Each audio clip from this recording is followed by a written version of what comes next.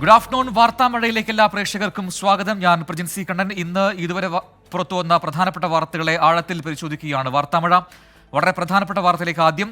ഭാരത് ജോഡോ ന്യായ് യാത്രയുടെ പേരിൽ കോൺഗ്രസും അസം സർക്കാരും തമ്മിലുള്ള പോര് മുറുകുകയാണ്. അസമിലെ ഗുവാഹത്തിയിൽ കോൺഗ്രസ് പ്രവർത്തകരും പോലീസും തമ്മിൽ വീണ്ടും സംഘർഷമുണ്ടായി. ദൃശ്യങ്ങളിലേക്ക്.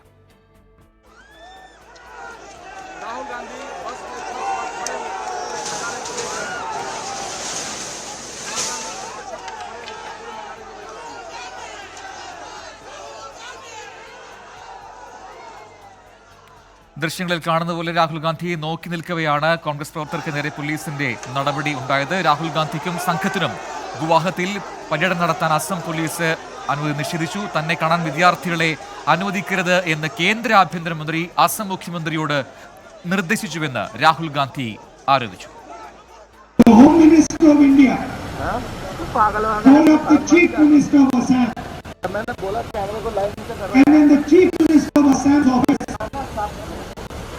Called up the leadership of your university and said that Rahul Gandhi must not be allowed to speak to the students of this university.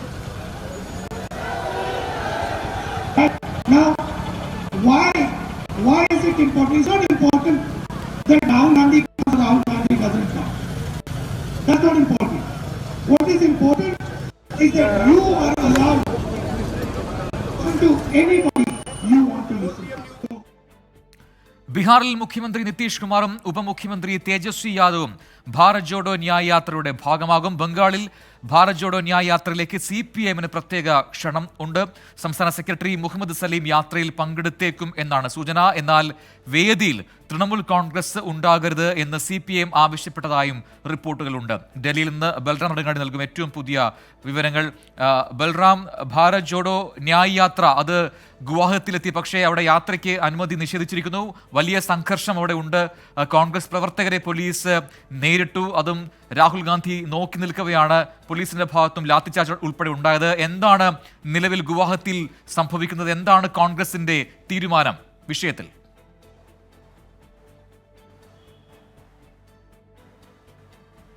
Prajin, ഗുവാഹത്തിയിൽ സംഘർഷ രംഗങ്ങൾ ഇപ്പോഴും തുടരുകയാണ്. നേരത്തെ തന്നെ ഈ യാത്രയുടെ റൂട്ട് പോലീസിന് നൽകിക്കൊണ്ട് കോൺഗ്രസ് അനുമതി തേടിയിരുന്നു ഭാരത് ജോഡോ ന്യായ് യാത്രയ്ക്കായി. എന്നാൽ ഗുവാഹത്തി നഗരത്തിലേക്ക് കടക്കാൻ പോലീസ് അനുമതി നൽകിയിരുന്നില്ല അവസാന നിമിഷം വരെ. എന്നാൽ യാത്രയുടെ മുൻ നിശ്ചയിച്ച റൂട്ടിൽ നിന്നും വ്യതിചലിക്കാൻ തയ്യാറല്ല എന്ന നിലപാടെടുത്ത കോൺഗ്രസ് ജോറത്തിൽ നിന്നും ഗുവാഹത്തി നഗരത്തിലേക്ക് നീങ്ങാൻ ശ്രമിക്കവെയാണ് പോലീസ് ബാരിക്കേഡ് വെച്ച് കോൺഗ്രസ് പ്രവർത്തകരെ തടഞ്ഞത്. ഭാരത് ജോഡോ ന്യായ് യാത്രയെ തടഞ്ഞതോടെ കോൺഗ്രസ് പ്രവർത്തകരും പോലീസും തമ്മിൽ ഉന്തും തള്ളും ഉണ്ടാവുകയും പിന്നീട് ഈ പ്രവർത്തകർക്ക് നേരെ പോലീസ് ലാത്തിചാർജ് നടത്തുകയുമായിരുന്നു.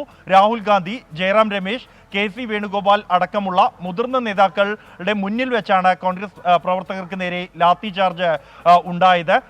ഈ സംഭവത്തിന് ശേഷം മാധ്യമങ്ങൾക്ക് മുന്നിൽ സംസാരിച്ച രാഹുൽ ഗാന്ധി തങ്ങൾ നിയമം ലംഘിക്കില്ല എന്നും ബാരിക്കേഡുകൾ തകർക്കും എങ്കിലും തങ്ങൾ നിയമം ലംഘിക്കില്ല എന്ന് വ്യക്തമാക്കി. ഒപ്പം തന്നെ ഈ കേന്ദ്ര ആഭ്യന്തരമന്ത്രിയും പ്രധാനമന്ത്രിയും അസം മുഖ്യമന്ത്രി അടക്കമുള്ളവർ ചട്ടങ്ങളും നിയമങ്ങളും ലംഘിക്കുന്നുവെന്നും കോൺഗ്രസ് പ്രവർത്തകർ അത് ചെയ്യില്ല എന്നും അതിനർത്ഥമെന്നാൽ കോൺഗ്രസ് ദുർബലരാണ് എന്നുള്ളതല്ല, ശക്തരാണ്, ധൈര്യമുള്ളവരാണ് കോൺഗ്രസ് പ്രവർത്തകരും എന്നുമാണ് രാഹുൽ ഗാന്ധി പ്രതികരിച്ചിരിക്കുന്നത്. ഇന്ന് രാവിലെ വിദ്യാർത്ഥികളുമായി സംസാരിക്കുന്ന ഘട്ടത്തിൽ രാഹുൽ ഗാന്ധി കേന്ദ്ര ആഭ്യന്തരമന്ത്രി അമിത്ഷാ താൻ വിദ്യാർത്ഥികളുമായി സംസാരിക്കുന്നത് തടയാൻ ഇടപെടൽ നടത്തിയെന്നും അസം മുഖ്യമന്ത്രി ഹിമന്ത ബിശ്വ ശർമ്മയെ ഫോണിൽ വിളിച്ച് സർവകലാശാല അധികൃതർക്ക് ഇതിനാവശ്യമായ നിർദ്ദേശം നൽകണമെന്ന് ആവശ്യപ്പെട്ടു എന്നും രാഹുൽ പറഞ്ഞു. സ്വതന്ത്ര ചിന്തയോടെ സ്വതന്ത്ര മനസ്സോടെ പ്രവർത്തിക്കാനുള്ള അവസരം വിദ്യാർത്ഥികൾക്ക് ലഭിക്കണമെന്നും വിദ്യാർത്ഥികളുടെ സ്വതന്ത്ര ചിന്തയാണ് നാളെ രാജ്യത്തിന്റെ ഭാവി നിശ്ചയിക്കുക, അതിൽ നിന്ന് വിദ്യാർത്ഥികളെ തടയാൻ ആർക്കും കഴിയില്ല എന്നും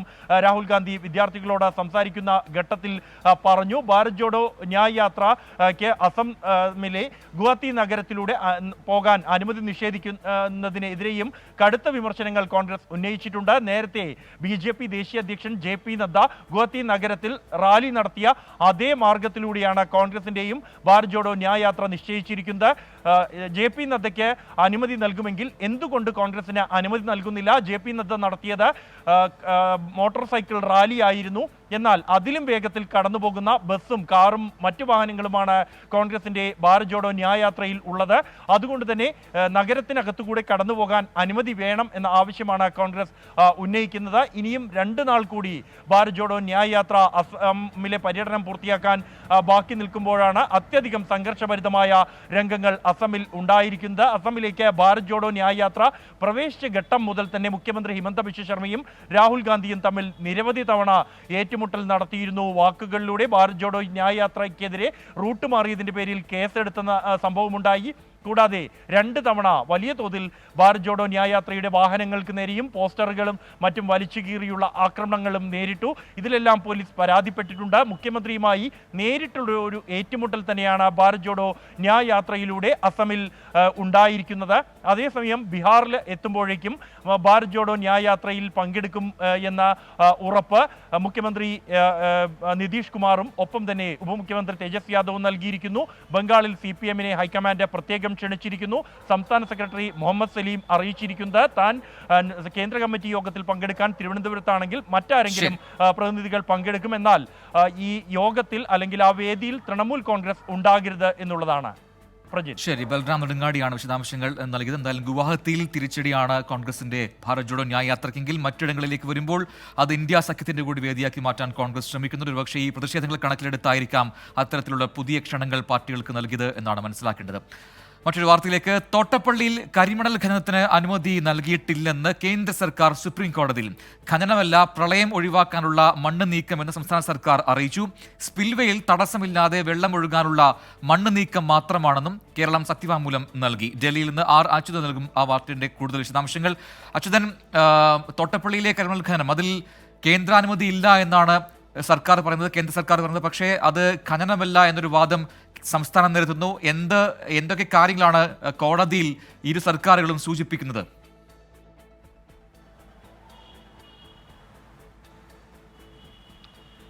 പ്രജിൻ, ഈ ഹർജി സുപ്രീം കോടതിയിൽ എത്തുന്ന സമയത്ത് ഹർജിക്കാർ വാദിച്ചത് ഈ മണ്ണ് നീക്കുന്നതിൻ്റെ പേരിൽ വലിയ രീതിയിലുള്ള ഖനനം നടത്തി ലോഡ് കണക്കിന് ഇവിടുന്ന് മണ്ണ് കയറ്റി മണ്ണ് ഇവിടെ നിന്നും മാറ്റുന്നു എന്നുള്ള ഒരു ആരോപണമാണ് ഉന്നയിച്ചത്. ഒപ്പം തന്നെ ഈ നടപടികൾ സ്റ്റേ ചെയ്യണമെന്നും ഹർജിക്കാർ ആവശ്യപ്പെട്ടു. എന്നാൽ അന്ന് ഈ സുപ്രീം കോടതി ഈ സ്റ്റേ ചെയ്യുന്നത് വിസമ്മതിച്ചുകൊണ്ട് കേന്ദ്ര സർക്കാർ ഉൾപ്പെടെയുള്ള എതിർകക്ഷികൾക്ക് ഇതിൽ നോട്ടീസ് അയച്ചു. കാരണം ഇതിൽ അന്ന് ഹർജിക്കാർ ചൂണ്ടിക്കാട്ടിയത് കേന്ദ്രാനുമതി ഈ ഒരു ഖനനത്തിൽ ഇല്ല എന്നുള്ള കാര്യം കൂടി അന്ന് ഹർജിക്കാർ ചൂണ്ടിക്കാട്ടിയിരുന്നു. ആ ഒരു സാഹചര്യത്തിലാണ് കേന്ദ്ര സർക്കാർ ഉൾപ്പെടെയുള്ള എതിർകക്ഷികൾക്ക് സുപ്രീം കോടതി നോട്ടീസ് നൽകുന്നത്. ഇതിന്റെ മറുപടിയായാണ് ഇപ്പോൾ കേന്ദ്ര സർക്കാർ ഈ വിഷയത്തിൽ അറിയിച്ചിരിക്കുന്നത്. അതായത് കേന്ദ്ര അനുമതി ഇല്ലാതെയാണ് ഈ KMML ഖനനം നടത്തിയിരിക്കുന്നത് എന്നുള്ളത്. അത് കേന്ദ്ര സർക്കാർ നൽകിയ സത്യവാങ്മൂലത്തിലാണ് അക്കാര്യം വിശദമാക്കുന്നത്. എന്നാൽ സംസ്ഥാന സർക്കാർ പറയുന്നത് ഈ സ്പിൽവേയിൽ തടസ്സമില്ലാതെ വെള്ളം ഒഴുകുന്നതിന് വേണ്ടിയിട്ട് ഈ ഖനനമല്ല മണ്ണാണ് നീക്കുന്നത് എന്നുള്ള ഒരു വാദമാണ് സംസ്ഥാന സർക്കാർ ഈ സത്യവാങ്മൂലത്തിലൂടെ ചൂണ്ടിക്കാട്ടിയിരിക്കുന്നത്. എന്തായാലും വലിയ ജനകീയ സമരങ്ങളടക്കം നടക്കുന്നൊരു സാഹചര്യം തോട്ടപ്പള്ളിയിലുണ്ട്. ആ ഒരു ഘട്ടത്തിൽ മുഖ്യമന്ത്രി പിണറായി വിജയനും അക്കാര്യത്തിൽ വ്യക്തമാക്കിയിരുന്നത് ഈ മണ്ണ് നീക്കുന്നത് തുടരും, അതിന് ഏതൊക്കെ തരത്തിൽ തടസ്സങ്ങൾ നിന്നാലും ആ തടസ്സങ്ങളെല്ലാം നീക്കി തന്നെ മുന്നോട്ട് പോകുമെന്നുള്ളതാണ്. വലിയ രാഷ്ട്രീയ വിവാദങ്ങളും ഇതുമായി ബന്ധപ്പെട്ട് ഉടലെടുത്തിരുന്നു. ആ ഒരു സാഹചര്യത്തിൽ കൂടിയാണ് കേന്ദ്ര സർക്കാർ ഈ വിഷയത്തിൽ ഇത്തരമൊരു അനുമതി ഇല്ലാതെ ഒരു ഖനനം നടന്നിരിക്കുന്നു എന്നുള്ളത് വ്യക്തമാക്കിയിരിക്കുന്നു. എന്തായാലും ഈ കാര്യങ്ങൾ 2 സത്യവാങ്മൂലങ്ങളും പരിഗണിച്ചുകൊണ്ടായിരിക്കും ഈ വിഷയത്തിൽ സുപ്രീം കോടതിയുടെ ഭാഗത്ത് നിന്ന് ഒരു ഇടപെടൽ ഉണ്ടാവുക. ഹർജിക്കാർക്ക് വേണ്ടി ജെയിംസ് P. തോമസ് ആണ് ഈ ഹർജി സുപ്രീം കോടതിയിൽ ഫയൽ ചെയ്തിരിക്കുന്നത്. പ്രജിൻ അച്യുതനാണ് ഡൽഹിയിൽ നിന്നും വാർത്തയുടെ കൂടുതൽ വിവരങ്ങൾ നൽകി. അടുത്ത വാർത്തയിലേക്ക്. മാത്യു കുഴൽനാടൻ MLA സർക്കാർ ഭൂമി കയ്യേറിയെന്ന വിജിലൻസ് കണ്ടെത്തൽ ശരിവെച്ച് റവന്യൂ വിഭാഗം. പട്ടയത്തിൽ ഉള്ളതിനേക്കാൾ 50 സെന്റ് അധിക ഭൂമി മാത്യു കുഴൽനാടനുണ്ട്. വില്ലേജ് സർവേറെ സ്ഥലം അളന്നപ്പോഴാണ് സർക്കാർ ഭൂമി കണ്ടെത്തിയത്. ഉടുമ്പൻചോല ലാൻഡ് റവന്യൂ തഹസിൽദാർ ജില്ലാ കളക്ടർക്ക് ആ റിപ്പോർട്ട് നൽകുകയും ചെയ്തിട്ടുണ്ട്. ഇടുക്കിയിൽ നിന്നും വിഷ്ണു സുരേഷ് നൽകും കൂടുതൽ വിവരങ്ങൾ. വിഷ്ണു, മാത്യു കുഴൽനാടന് ഇത് തിരിച്ചടിയാണ്. ഇപ്പോൾ നേരത്തെ വിജിലൻസിന്റെ കണ്ടെത്തലിനെതിരെ മാത്യു കുഴൽനാടൻ പറഞ്ഞ കാര്യങ്ങളിലെ എന്താണ് അത് തെറ്റാണെന്ന് തെളിയിക്കുന്നതാണ് ഇപ്പോൾ റവന്യൂ വിഭാഗത്തിന്റെയും കണ്ടെത്തൽ. നേരത്തെ വിജിലൻസ് കണ്ടെത്തിയ കാര്യങ്ങൾ അത് ശരിയാണ്. 50 സെന്റ് അധിക ഭൂമി, അതും അത് സർക്കാർ ഭൂമിയാണ് എന്നുകൂടി റവന്യൂ വിഭാഗം കണ്ടെത്തുന്നു. അതിന്റെ വിശദാംശങ്ങൾ എന്താണ്?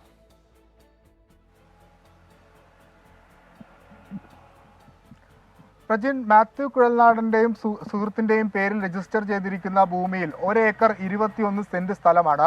പക്ഷേ കഴിഞ്ഞ ദിവസം വിജിലൻസിന്റെ നിർദ്ദേശപ്രകാരം ഈ കേസിന്റെ കേസല്ല ഇതിന്റെ പ്രാഥമിക അന്വേഷണവുമായി ബന്ധപ്പെട്ട് വിജിലൻസിന്റെ നിർദ്ദേശപ്രകാരം റവന്യൂ വിഭാഗം നടത്തിയ പരിശോധനയിൽ അല്ലെങ്കിൽ സ്ഥലം അളന്ന ഘട്ടത്തിലാണ് മനസ്സിലായത് ഇതിൽ 50 സെന്റ് സർക്കാർ ഭൂമി ഉൾപ്പെട്ടിട്ടുണ്ട് എന്ന്, അതിൽ മതിൽ വെച്ച് ചുറ്റിയെടുത്തിട്ടുണ്ട് എന്നുള്ളതാണ് വിജിലൻസിന്റെ കണ്ടെത്തൽ. ആ കണ്ടെത്തൽ ശരിവെക്കുകയാണ് നിലവിൽ റവന്യൂ വിഭാഗം. ഉടുമ്പൻചോല ലാൻഡ് റവന്യൂ തഹസിൽദാർ ഇതുമായി ബന്ധപ്പെട്ട് റിപ്പോർട്ട് ജില്ലാ കളക്ടർക്ക് നൽകിയിട്ടുണ്ട്. അതായത് മാത്യു കുഴൽനാടന്റെ റിസോർട്ട് സ്ഥിതി ചെയ്യുന്ന ഭൂമിയിൽ 50 സെന്റോളം സർക്കാർ ഭൂമിയുണ്ട്. അത് ഇനി തിരിച്ചു പിടിക്കാനുള്ള ഏത് തരത്തിലുള്ള നടപടി സ്വീകരിക്കണം എന്നാവശ്യപ്പെട്ടുകൊണ്ടാണ് നിലവിൽ ലാൻഡ് റവന്യൂ വിഭാഗം റിപ്പോർട്ട് നൽകിയിരിക്കുന്നത്. മാത്യു കുഴൽനാടിനെ സംബന്ധിച്ചിടത്തോളം ഇത് തിരിച്ചടി തന്നെയാണ്. കാരണം ഒരു തരത്തിലുള്ള നിയമലംഘനങ്ങളോ അത്തരം കാര്യങ്ങളോ തന്റെ ഭാഗത്ത് ഉണ്ടായിട്ടില്ല എന്ന് അദ്ദേഹം ആവർത്തിച്ച് പറഞ്ഞിരുന്നു. പക്ഷേ ഈ മൊഴിയെടുക്കാൻ വന്ന ഘട്ടത്തിൽ അദ്ദേഹത്തിനോട് നമ്മൾ ഈ വിഷയം ചോദിച്ചിരുന്നു, 50 സെന്റിന്റെ കാര്യം. അദ്ദേഹം അന്ന് പറഞ്ഞ മറുപടി പക്ഷേ ഒരല്പം വിഭിന്നമായിരുന്നു. അദ്ദേഹം പറഞ്ഞത് തന്റെ ഭൂമിയിൽ സർക്കാർ ഭൂമി ഉൾപ്പെട്ടിട്ടുണ്ടെങ്കിൽ അത് തിരിച്ചു പിടിക്കാനോ അല്ലെങ്കിൽ അത് ഏറ്റെടുക്കാനുള്ള നടപടികൾ സർക്കാരിന് സ്വീകരിക്കാമെന്നാണ്.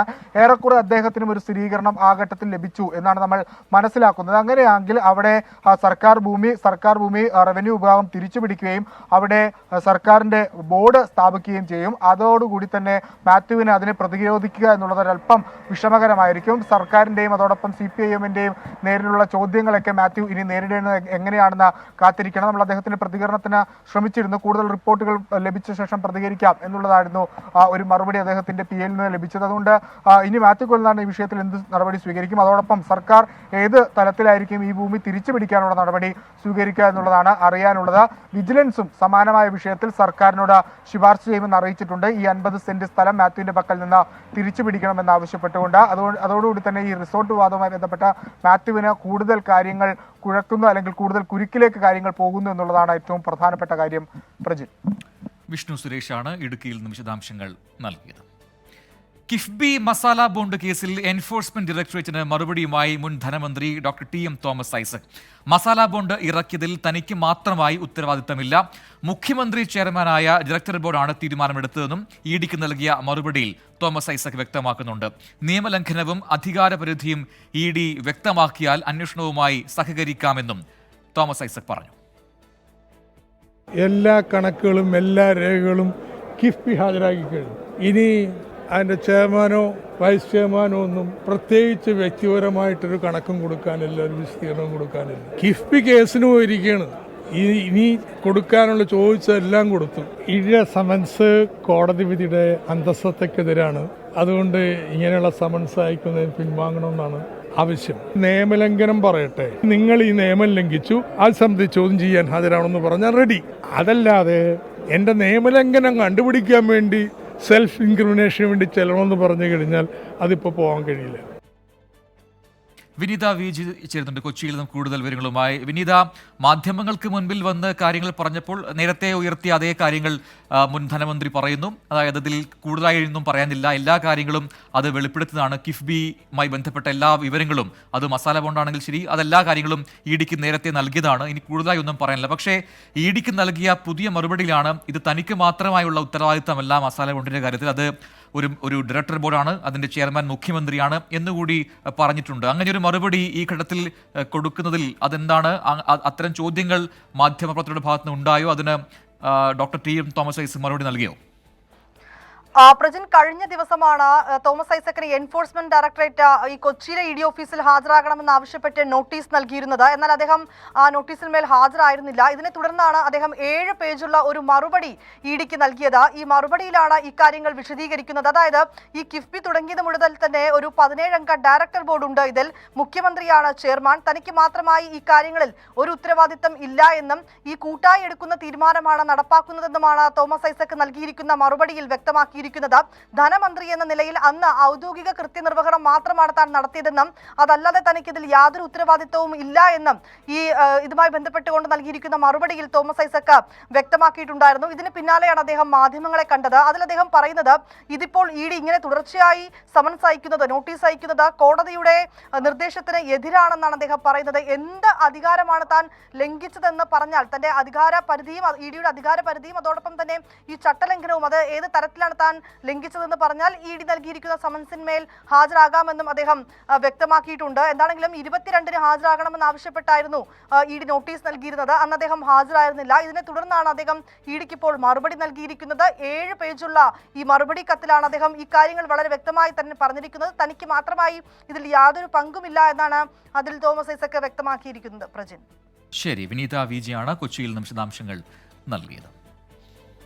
അയോധ്യ രാമക്ഷേത്രം പൊതുജനങ്ങൾക്കായി തുറന്നു നൽകി. ഇന്ന് രാവിലെ 6:30 മുതലാണ് തീർത്ഥാടകരെ പ്രവേശിപ്പിച്ചു തുടങ്ങിയത്. കൊടും തണുപ്പിനെ അവഗണിച്ച് ലക്ഷക്കണക്കിന് ആളുകൾ അയോധ്യയിൽ ക്ഷേത്ര ദർശനത്തിനായി എത്തിയിട്ടുണ്ട്. ക്ഷേത്രത്തിന്റെ സുരക്ഷാ ചുമതല CRPF നിന്ന് ഉത്തർപ്രദേശ് പോലീസിന്റെ പ്രത്യേക സംഘം ഇന്ന് ഏറ്റെടുക്കും. അയോധ്യ രാംപഥിൽ നിന്ന് S വിജയകുമാർ തയ്യാറാക്കിയ റിപ്പോർട്ടിലേക്കാണ് ഇനി. അയോധ്യ രാമക്ഷേത്രത്തിലേക്ക് തീർത്ഥാടകരുടെ തിരക്ക് തുടരുകയാണ്. ഇന്ന് തീർത്ഥാടകർക്കായി ക്ഷേത്രം തുറന്നുകൊടുത്തു. രാവിലെ മുതൽ അഭൂതപൂർവമായ ഭക്തജന തിരക്കാണ് ക്ഷേത്രത്തിലേക്ക്. ക്ഷേത്രത്തിന്റെ പ്രധാന കവാടം കടന്ന് ക്യൂ കോംപ്ലക്സിലേക്ക് ആളുകൾ ഇങ്ങനെ തിരക്കിട്ട് നീങ്ങുകയാണ്. ഈ ദൃശ്യങ്ങൾ രാംപഥിൽ നിന്നുള്ളതാണ്. രാംപഥ് വഴി ആളുകൾ ഇങ്ങനെ അമ്പലത്തിലേക്ക് ക്ഷേത്രത്തിലേക്ക് യാത്ര ചെയ്തുകൊണ്ടേയിരിക്കുന്നു. ഇത് രാജ്യത്തിന്റെ വിവിധ ഭാഗങ്ങളിൽ നിന്നുള്ള തീർത്ഥാടകരുണ്ട്. വലിയ സംഘങ്ങളായി അവർ എത്തുകയാണ്. രാവിലെ ക്ഷേത്രത്തിൽ നമ്മൾ കണ്ട കാഴ്ച ഇന്ന് ആദ്യമായി പൊതുജനങ്ങൾക്ക് വേണ്ടി ക്ഷേത്രം തുറന്നതുകൊണ്ടാവാം ഒരു തരത്തിൽ വലിയ പ്രതിസന്ധി ക്ഷേത്ര പരിസരത്തുണ്ട്. കാരണം ക്യൂ കോംപ്ലക്സ് വഴി ആളുകൾ തിരക്കി അകത്തേക്ക് കയറുന്നു. ക്യൂ കൃത്യമായി പാലിക്കുന്നില്ല. 10,000-കണക്കിന് ആളുകൾ എത്തിച്ചേരുന്നത് ഏതാണ്ട് 10-15 മെറ്റൽ ഡിറ്റക്ടറിന് അടുത്തേക്കാണ്. അവിടെ വലിയ തിരക്കാണ്. പ്രോപ്പറായ ചെക്കിംഗ് അവിടെ പരിശോധന നടക്കുന്നില്ല. പലരും മൊബൈൽ ഫോണുകൾ ക്ഷേത്രത്തിനകത്തേക്ക് കൊണ്ടുപോകുന്നുണ്ട്. ക്ഷേത്ര ശ്രീകോവിലിന് സമീപത്ത് നിന്ന് ദൃശ്യങ്ങൾ പകർത്താനും സെൽഫി എടുക്കാനും ശ്രമിക്കുന്നുണ്ട്. പോലീസ് അവരെ തടയുന്നു. ആ സമയത്ത് അവിടെ ഒരു ബഹളം ഉണ്ടാകുന്നു. അങ്ങനെ വലിയ തിരക്ക് അവിടെ അനുഭവപ്പെടുന്നുണ്ട്. കുട്ടികളൊക്കെ ആയി എത്തുന്നവർക്കും വലിയ പ്രതിസന്ധി അവിടെ നേരിടേണ്ടി വരുന്നുണ്ട്. ഇപ്പോൾ ഈ പശ്ചാത്തലത്തിൽ രാവിലത്തെ തിരക്ക് കൂടിയതോടുകൂടി കുറെ കൂടി കടുപ്പിച്ചിട്ടുണ്ട് നിയന്ത്രണങ്ങൾ. നമ്മൾ ആ ദൂരെ ദൃശ്യങ്ങളിൽ കാണുന്നതാണ് ക്ഷേത്രത്തിന്റെ പ്രധാന കവാടം. അവിടെയാണ് ഇപ്പോൾ തിരക്ക് അനുഭവപ്പെടുന്നത്. അവിടെ പരിശോധനകൾ കഴിഞ്ഞിട്ട് മാത്രമേ തീർത്ഥാടകരെ ക്ഷേത്രത്തിനകത്തേക്ക് ഇപ്പോൾ കടത്തിവിടുന്നുള്ളൂ. നമ്മളുടെ ഷൂവും ചെരുപ്പുമൊക്കെ സൂക്ഷിക്കാൻ ഒരു സ്ഥലമുണ്ട്. അവിടെയും വലിയ തിരക്കാണ്. അങ്ങനെ ക്ഷേത്രം തുറന്നതിന്റെ ആദ്യ ദിവസമായതുകൊണ്ടുള്ള ചില ക്രമീകരണങ്ങളിലെ പോരായ്മയാണുള്ളത്. അത് എനിക്ക് തോന്നുന്നു അടുത്ത ദിവസങ്ങളൊക്കെ ആകുമ്പോഴേക്ക് അതിൽ കുറെ കൂടി മാറ്റങ്ങൾ ഉണ്ടാകും. നിയന്ത്രണം കുറെ കൂടി ശക്തമാക്കാനാണ് ഇപ്പോഴത്തെ നിലയിൽ സാധ്യത. നാളെയൊക്കെ പതിവ് പൂജകൾ തുടങ്ങിയിട്ടുണ്ട്. നാളെയോടെ ആ പൂജകൾ കുറെ കൂടി സമയത്താക്കും. അതോടെ തിരക്കിന് നിയന്ത്രണം ഉണ്ടാകും എന്നാണ് പോലീസ് അറിയിക്കുന്നത്. കേരളത്തിൽ നിന്നൊക്കെ വരാനിരിക്കുന്നവരോട് നമുക്ക് പറയാനുള്ളത് കുറെ കൂടി കാത്തിരിക്കാം. തിരക്ക് കുറച്ചുകൂടി കുറഞ്ഞിട്ട് വരുന്നതാവും ഉചിതം. S വിജയകുമാറാണ് അയോധ്യയിലെ രാംപഥിൽ നിന്നും വിശദാംശങ്ങൾ നൽകിയത്. മറ്റൊരു വാർത്തയിലേക്ക്. ഹൈറിച്ച് ഓൺലൈൻ തട്ടിപ്പുമായി ബന്ധപ്പെട്ട് വിവിധയിടങ്ങളിൽ എൻഫോഴ്സ്മെന്റ് റെയ്ഡ്. ഹൈറിച്ച് ഉടമയുടെ ഓഫീസിലും വീട്ടിലും ED റെയ്ഡുണ്ട്. ED കൊച്ചി യൂണിറ്റാണ് പരിശോധന നടത്തുന്നത്. സ്ഥാപനം 126 കോടിയുടെ നികുതി വെട്ടിപ്പ് നടത്തിയതായി നേരത്തെ GST വകുപ്പ് കണ്ടെത്തിയിരുന്നു. ശ്രീകാന്ത് നൽകും കൊച്ചിയിൽ നിന്നും അതിന്റെ വിവരങ്ങൾ. ശ്രീകാന്ത്, ഇപ്പോൾ ഈ റെയ്ഡ് എപ്പോഴാണ് തുടങ്ങിയത്? എന്തെങ്കിലും പുതിയ കാര്യങ്ങൾ EDക്ക് കണ്ടെത്താൻ സാധിച്ചിട്ടുണ്ടോ? EDക്ക് ലഭിച്ച പരാതിയുടെ അടിസ്ഥാനത്തിലാണ് ഇപ്പോൾ ED കൊച്ചി യൂണിറ്റിന്റെ നേതൃത്വത്തിൽ ഈ പരിശോധന നടക്കുന്നത്. തൃശൂരിൽ ഈ ഹൈറിച്ച് ഉടമയുടെ വീട്ടിലും സ്ഥാപനങ്ങളിലും ഇതുമായി ബന്ധപ്പെട്ട മറ്റിടങ്ങളിലുമാണ് പരിശോധന ഇപ്പോൾ പുരോഗമിക്കുന്നത്. ഇന്ന് രാവിലെ തുടങ്ങിയതാണ് പരിശോധന. നിരവധി ഉദ്യോഗസ്ഥർ CRPFന്റെ സഹായത്തോടു കൂടിയാണ് പരിശോധനയ്ക്ക് എത്തിയിട്ടുള്ളതും. നേരത്തെ ഈ സ്ഥാപനം 126 കോടിയുടെ നികുതി വെട്ടിപ്പ് നടത്തി എന്ന് GST വിഭാഗം കണ്ടെത്തുകയും നടപടി സ്വീകരിക്കുകയും ചെയ്തിരുന്നു. മാത്രമല്ല, നികുതി വെട്ടിപ്പുമായി ബന്ധപ്പെട്ട കമ്പനി ഡയറക്ടറായ കോലാട്ട പ്രതാപൻ അറസ്റ്റിലാവുകയും ചെയ്തിരുന്നു. ഇവരുടെ സ്വത്തുക്കൾ പിടിച്ചെടുക്കാൻ നേരത്തെ ജില്ലാ കളക്ടർ ഉത്തരവിടുകയും ചെയ്തതാണ്. ഈ ഒരു പശ്ചാത്തലത്തിലാണ് ED ഇപ്പോൾ ഈ പരിശോധന നടത്തുന്നത്.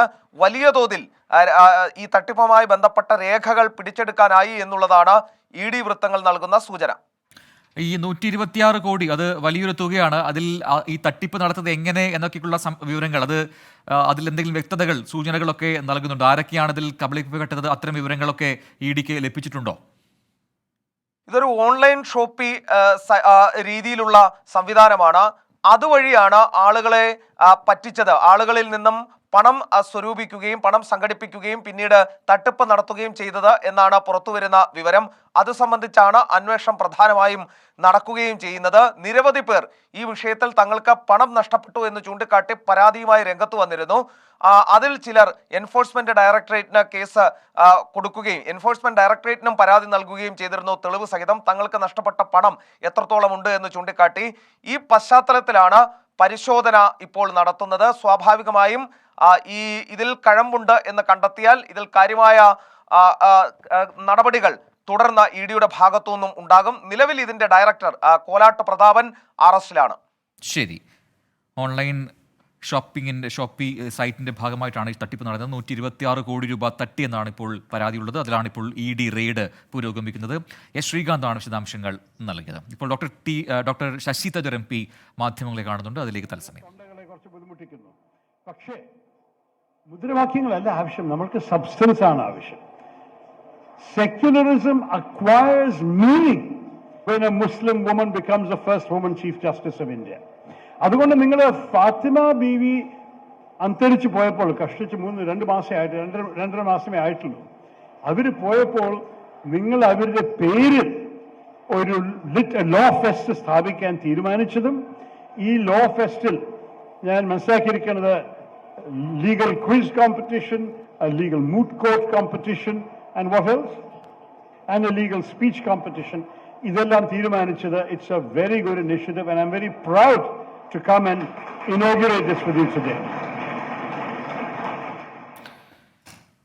ഡോക്ടർ ശശി തരൂർ MP കോളേജിൽ ഒരു ചടങ്ങിൽ സംസാരിക്കുകയായിരുന്നു. നേരത്തെ SFI ഉയർത്തിയ ബാനർ, അതിനെതിരെയുള്ള അദ്ദേഹത്തിൻ്റെ വിശദീകരണമൊക്കെയാണ് ഇപ്പോൾ ആ പ്രസംഗത്തിൻ്റെ ഭാഗമായി സൂചിപ്പിച്ചത്. വാർത്താമഴ പൂർത്തിയാവുകയാണ്.